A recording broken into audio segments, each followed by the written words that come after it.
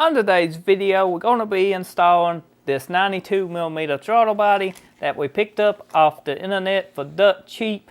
You might have seen my previous video. I did a video on this throttle body and I actually put Loctite in here. And I also pinged the bolts on the back side.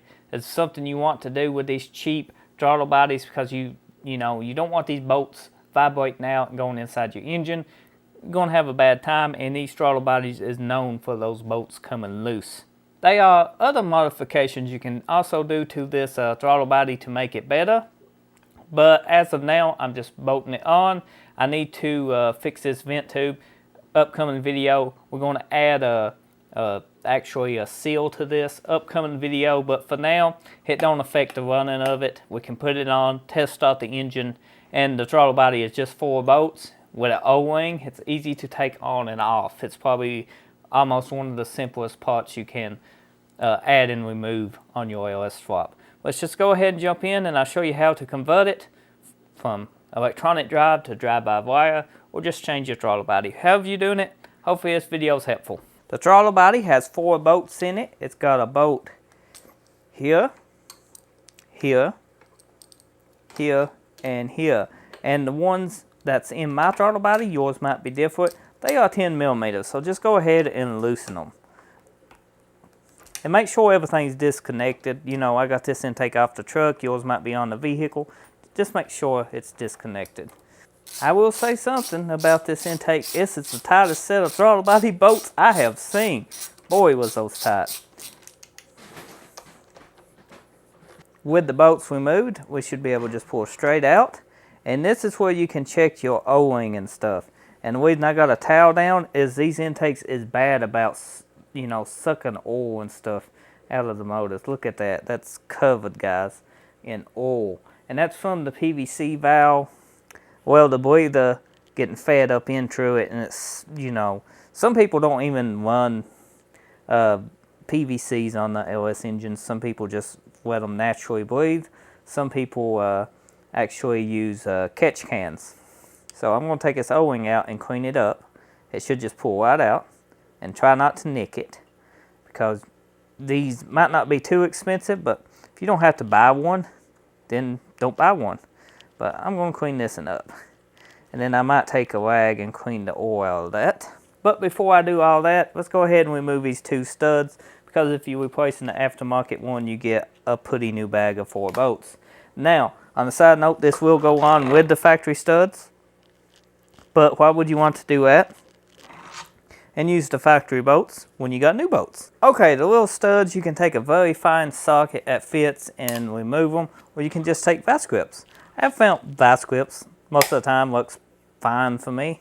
As you can see, they just spin right out. They basically just a stud. I got the O-ring cleaned up. Let's go ahead and install it again. Now, if your O-ring is pressed in kind of flat, you need to replace it. But this one looks like it's kind of pretty new, so we're going to reuse it.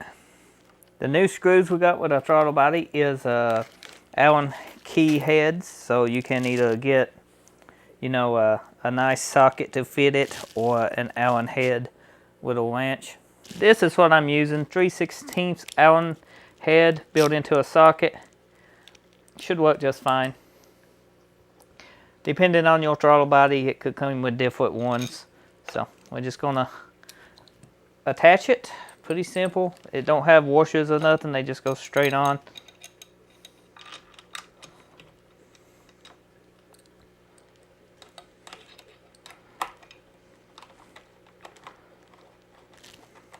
The main thing is you don't want to cross thread your bolts, so make sure they start easy.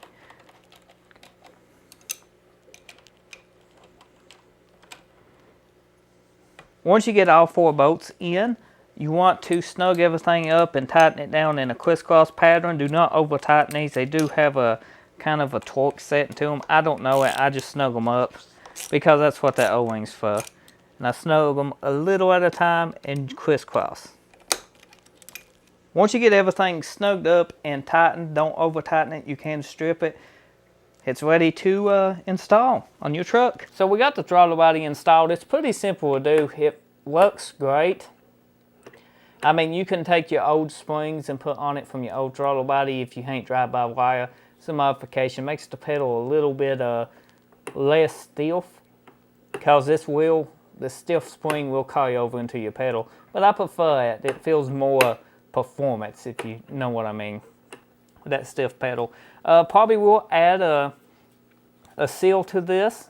It's a good modification.